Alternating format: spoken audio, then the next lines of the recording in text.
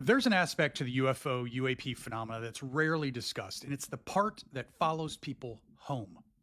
So, Dan Farah describes something investigators inside OSAP, ATIP, and the UAP task force have experienced for years. And it wasn't just happening on military ranges, it was happening in their houses. All of the intelligence officials who actually investigated this for the government, like the people involved in OSAP and ATIP and UAP task force, they all started having activity at their homes when they were investigating non-human intelligent life.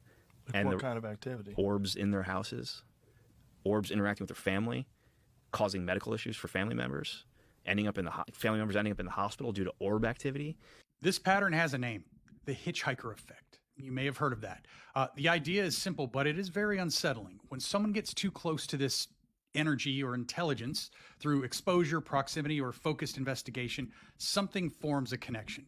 And that connection sometimes transfers into their own personal environments. Reports include orbs appearing inside homes, interacting with surroundings, causing physical effects. One senior intelligence official's son experienced a direct orb encounter, and his torso ended up black and blue as if someone repeatedly struck him with a blunt object. He even needed hospitalization, and doctors had no explanation for the injury pattern. So, this kind of thing shifts the entire discussion of the phenomenon from objects in the sky to an energy or intelligence capable of forming relationships with human observers. The origins of this idea go back to Skinwalker Ranch. We heavily went into Skinwalker Ranch, property of Robert Bigelow's. He offered a facility where we could see UFOs and the paranormal at once in one location.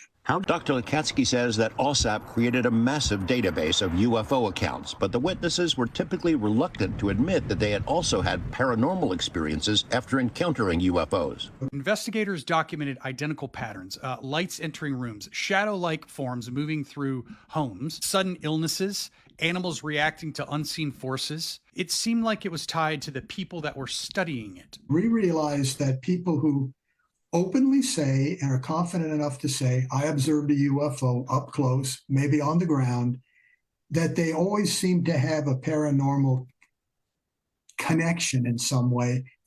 So there is something to it.